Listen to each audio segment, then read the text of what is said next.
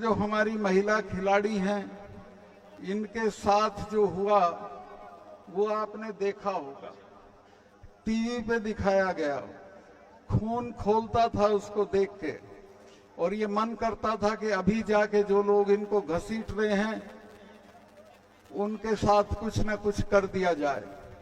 लेकिन लोकतंत्र में जिस तरीके से होता है हम उस तरीके से करेंगे। ब्रजभूषण को भी हटाएंगे और जो सरकार उसका समर्थन कर रही है उसको भी 2024 में 100% हटा देंगे, ये आप मान के चलिए। मैं तो आज की सभा के बाद सीधे जाके राजस्थान में कूद जाऊंगा, वहां चुनाव है। अगर ये राजस्थान में हार गए तो बीजेपी पार्टी के लोग इनको हटा देंगे और ये वहां हार जाएंगे। मैं पहलवान भाइयों को भी कहूंगा, अगर 1-2 दिन के लिए वहां आ सकेंगे तो वहां की जनता इनके लिए तैयार खड़ी है, इनके समर्थन के लिए तैयार खड़ी है। मेरे पास कई दिन से वहां से फोन आ रहे हैं, एमएलएस के, स्टूडेंट यूनियन के अध्यक्ष के, जयपुर यूनिवर्सिटी का जो अध्यक्ष है निर्मल, उसके कि साहब हमारे यहाँ इनको लाओ और हम इनको घुमाएंगे। अब ये तो इनके ऊपर है, ये जो भी फैसला करेंगे हम इनके साथ हैं, लेकिन मैं अपनी जात से खुद से मैं जाऊंगा और राजस्थान में इनको घुसने लायक नहीं छोड़ेंगे। ये चुनाव की तो बात ही छोड़ दें, इनको गांव-गांव घसीटा जाएगा, गांव-गांव इनकी दुर्गति होगी और लोग इनसे अपनी बेटियों का बदला लेंगे। मैं ज्यादा लंबा नहीं करके मैं और जो जरूरी चीज है वो आपको बताना चाहता हूं। वो ये है कि पुलवामा का एक मामला है जो मैंने अभी 20 दिन पहले बोल दिया।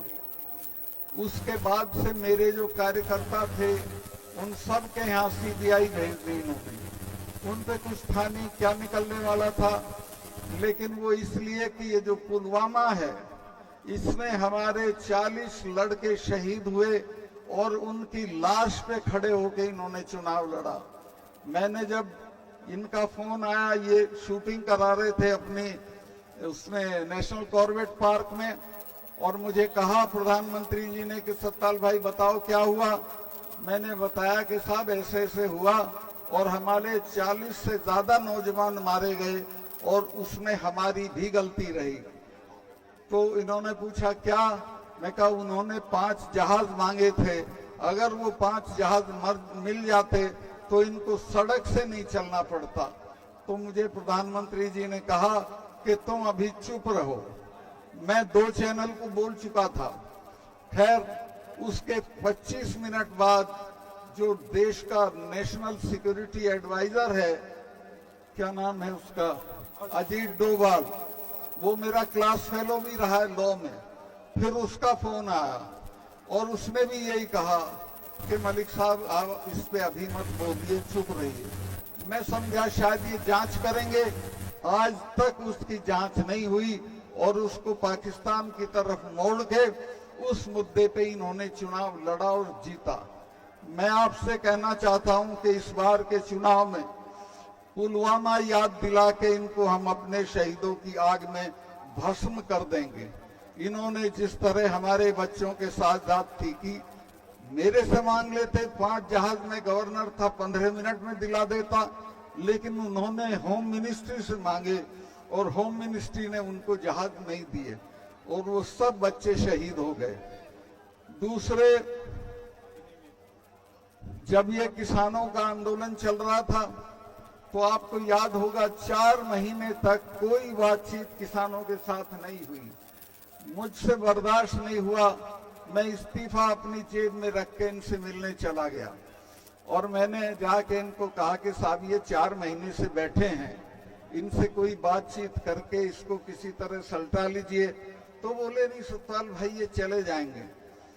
तो मुझे बहुत गुस्सा आया, मैंने कहा साहब ये ऐसे नहीं जाएंगे, तब जाएंगे जब आप चले जाओगे।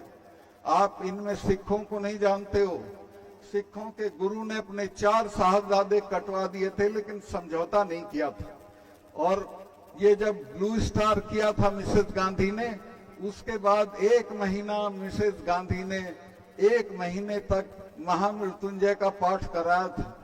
अरुण नेहरू मेरे दोस्त थे, उन्होंने कहा बुआ आप तो इसमें यकीन नहीं करती थी, तो मिसेस गांधी ने कहा कि नहीं भैया तुम्हें पता नहीं है, जिसने भी इनका स्वर्ण मंदिर छुआ है वो आज जिंदा नहीं है, ये मुझे मारेंगे।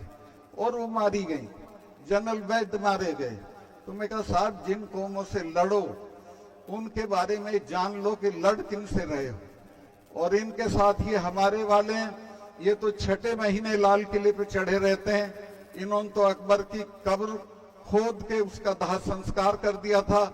तो ये लड़ने की चीज नहीं है, ये बातचीत करने की चीज है। लेकिन उस वक्त प्रधानमंत्री बहुत घमंड में थे। 2 महीने बाद तो माफी मांग के वो कानून वापस करने पड़े। और इसी तरह मैं बता रहा हूं इन बच्चियों का, आप इनको समर्थन देते रहिए, माफी मांग के इनकी मांगे मानी जाएंगी और ये जीत के निकलेंगे। ये सरकार 24 में अगर आप नहीं हटाओगे तो आप हट जाओगे। खेती को खत्म कर देगी, फौज को खत्म कर देगी, अग्निवीर ला के फौज को तो वैसे ही खत्म कर दिया है। तो ये हमारे सारे रास्ते जिंदा रहने के बंद कर देगी। लेकिन अगर आपने हटा दिया तो फिर वाकई एक अच्छा वक्त इस देश में आएगा। तो मैं आपसे ये कहूंगा कि उस दिन आप मत भूलना, आपकी आदत है, आप इकट्ठा रहना, जात पात पे मत जाना और इकट्ठा होकर इस सरकार को हटा देना, बर्खास्त कर देना और एक तरह से परास्त कर देना। बहुत लंबा में हो गया। मैं अभी जब इन्होंने 4 कानून वापस लिए, माफी मांग के वापस लिए थे कि हमसे गलती हो गई, लेकिन आज तक एमएसपी को कानून नहीं बनाया। बिना एमएसपी के किसानों का गुजारा नहीं है। एमएसपी जरूर लागू करनी चाहिए, लेकिन वो आज तक लागू नहीं हुई है। वो लागू होगी जब आप दोबारा लड़ाई की हुंकार भरोगे। और मैं आश्वस्त हूं कि किसानों को एक लड़ाई दोबारा लड़नी पड़ेगी। वो चाहे चुनाव से पहले लड़ो या चुनाव के दिन लड़ो, एक लड़ाई और लड़नी पड़ेगी एमएसपी के लिए। मैं बहुत लंबा हो गया, सब थके हुए हैं। मैं इतना ही कहूंगा आखिर में, चडूनी जी का धन्यवाद करता हूं कि उन्होंने यहाँ के सभी लोगों को जोड़ के ये बहुत अच्छी मीटिंग कराई और इसको पंचायत का नाम जरूर दिया, पर ये बहुत अच्छी सभा थी। और मैं आपसे ये भी कहूंगा कि जितना मैंने चडूनी जी को समझा जाना है, ये संघर्षशील आदमी है, इनके साथ आगे बढ़िए और इनको आगे बढ़ाइए। ये जो हमारी महिला खिलाड़ी हैं, इनके साथ जो हुआ वो आपने देखा होगा, टीवी पे दिखाया गया, खून खोलता था उसको देख के। और ये मन करता था कि अभी जाके जो लोग इनको घसीट रहे हैं उनके साथ कुछ न कुछ कर दिया जाए। लेकिन लोकतंत्र में जिस तरीके से होता है हम उस तरीके से करेंगे। ब्रजभूषण को भी हटाएंगे और जो सरकार उसका समर्थन कर रही है उसको भी 2024 में 100% हटा देंगे। ये आप मान के चलिए। मैं तो आज की सभा के बाद सीधे जाके राजस्थान में कूद जाऊंगा। वहां चुनाव है। अगर ये राजस्थान में हार गए तो बीजेपी पार्टी के लोग इनको हटा देंगे और ये वहां हार जाएंगे।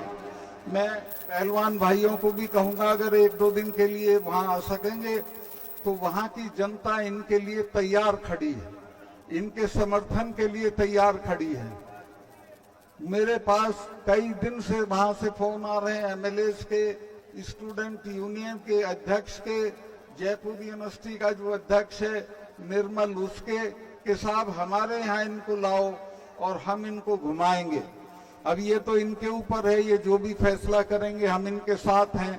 लेकिन मैं अपनी जात से खुद से मैं जाऊंगा और राजस्थान में इनको घुसने लायक नहीं छोड़ेंगे। ये चुनाव की तो बात ही छोड़ दें, इनको गांव-गांव घसीटा जाएगा, गांव-गांव इनकी दुर्गति होगी और लोग इनसे अपनी बेटियों का बदला लेंगे। मैं ज्यादा लंबा नहीं करके मैं और जो जरूरी चीज है वो आपको बताना चाहता हूं। वो ये है कि पुलवामा का एक मामला है जो मैंने अभी 20 दिन पहले बोल दिया। उसके बाद से मेरे जो कार्यकर्ता थे उन सब के यहाँ सीबीआई भेज दी इन्होंने। उन पे कुछ था नहीं, क्या निकलने वाला था, लेकिन वो इसलिए कि ये जो पुलवामा है इसमें हमारे 40 लड़के शहीद हुए और उनकी लाश पे खड़े होके इन्होंने चुनाव लड़ा। मैंने जब इनका फोन आया, ये शूटिंग करा रहे थे अपनी उसमें नेशनल कॉर्बेट पार्क में, और मुझे कहा प्रधानमंत्री जी ने कि सत्ताल भाई बताओ क्या हुआ। मैंने बताया कि साहब ऐसे ऐसे हुआ और हमारे 40 से ज्यादा नौजवान मारे गए और उसमें हमारी भी गलती रही। तो इन्होंने पूछा क्या? मैं कहा उन्होंने 5 जहाज मांगे थे, अगर वो 5 जहाज मिल जाते तो इनको सड़क से नहीं चलना पड़ता। तो मुझे प्रधानमंत्री जी ने कहा कि तुम अभी चुप रहो। मैं 2 चैनल को बोल चुका था। खैर उसके 25 मिनट बाद जो देश का नेशनल सिक्योरिटी एडवाइजर है, क्या नाम है उसका, अजीत डोभाल, वो मेरा क्लास फेलो भी रहा है लॉ में, फिर उसका फोन आया और उसने भी यही कहा कि मलिक साहब आप इस पे अभी मत बोलिए, चुप रहिए। मैं समझा शायद ये जांच करेंगे। आज तक उसकी जांच नहीं हुई और उसको पाकिस्तान की तरफ मोड़ के उस मुद्दे पे इन्होंने चुनाव लड़ा और जीता। मैं आपसे कहना चाहता हूं कि इस बार के चुनाव में पुलवामा याद दिला के इनको हम अपने शहीदों की आग में भस्म कर देंगे। इन्होंने जिस तरह हमारे बच्चों के साथ ज्यादती की, मेरे से मांग लेते 5 जहाज में गवर्नर था 15 मिनट में दिला देता, लेकिन उन्होंने होम मिनिस्ट्री से मांगे और होम मिनिस्ट्री ने उनको जहाज नहीं दिए और वो सब बच्चे शहीद हो गए। दूसरे, जब ये किसानों का आंदोलन चल रहा था तो आपको याद होगा 4 महीने तक कोई बातचीत किसानों के साथ नहीं हुई। मुझसे बर्दाश्त नहीं हुआ, मैं इस्तीफा अपनी जेब में रख के इनसे मिलने चला गया और मैंने जाके इनको कहा कि साहब ये 4 महीने से बैठे हैं, इनसे कोई बातचीत करके इसको किसी तरह सलटा लीजिए। तो बोले नहीं सतपाल भाई ये चले जाएंगे। तो मुझे बहुत गुस्सा आया। मैंने कहा साहब ये ऐसे नहीं जाएंगे, तब जाएंगे जब आप चले जाओगे। आप इनमें सिखों को नहीं जानते हो। सिखों के गुरु ने अपने 4 साहबजादे कटवा दिए थे लेकिन समझौता नहीं किया था। और ये जब ब्लू स्टार किया था मिसेस गांधी ने, उसके बाद 1 महीना मिसेस गांधी ने 1 महीने तक महामृत्युंजय का पाठ कराया था। अब नेहरू मेरे दोस्त थे, उन्होंने कहा बुआ आप तो इसमें यकीन नहीं करती थी।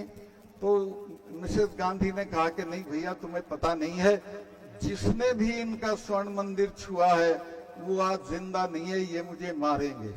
और वो मारी गई, जनरल वैद्य मारे गए। तो मैं कहा साहब जिन कौमों से लड़ो उनके बारे में जान लो कि लड़ किन से रहे हो। और इनके साथ ये हमारे वाले हैं, ये तो 6 महीने लाल किले पे चढ़े रहते हैं। इन्होंने तो अकबर की कब्र खोद के उसका दाह संस्कार कर दिया था। तो ये लड़ने की चीज नहीं है, ये बातचीत करने की चीज है। लेकिन उस वक्त प्रधानमंत्री बहुत घमंड में थे। 2 महीने बाद तो माफी मांग के वो कानून वापस करने पड़े। और इसी तरह मैं बता रहा हूं इन बच्चियों का, आप इनको समर्थन देते रहिए, माफी मांग के इनकी मांगे मानी जाएंगी और ये जीत के निकलेंगे। ये सरकार 24 में अगर आप नहीं हटाओगे तो आप हट जाओगे। खेती को खत्म कर देगी, फौज को खत्म कर देगी, अग्निवीर ला के फौज को तो वैसे ही खत्म कर दिया है। तो ये हमारे सारे रास्ते जिंदा रहने के बंद कर देगी। लेकिन अगर आपने हटा दिया तो फिर वाकई एक अच्छा वक्त इस देश में आएगा। तो मैं आपसे कहूंगा कि उस दिन आप मत भूलना, आपकी आदत है, आप इकट्ठा रहना, जात पात में मत जाना और इकट्ठा होकर इस सरकार को हटा देना, बर्खास्त कर देना और एक तरह से परास्त कर देना। बहुत लंबा में हो गया। मैं अभी जब इन्होंने चार कानून वापस लिए, माफी मांग के वापस लिए थे कि हमसे गलती हो गई, लेकिन आज तक एमएसपी को कानून नहीं बनाया।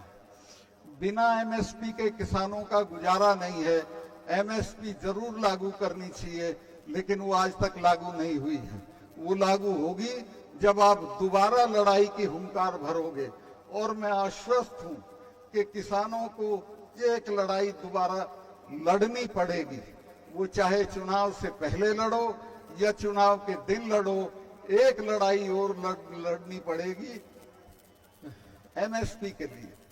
मैं बहुत लंबा हो गया, सब थके हुए हैं।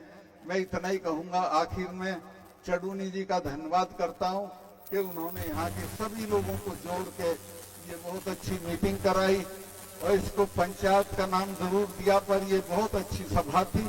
और मैं आपसे ये भी कहूंगा कि जितना मैंने चडूनी जी को समझा जाना है, ये संघर्षशील आदमी है, इनके साथ आगे बढ़िए और इनको आगे बढ़ाइए।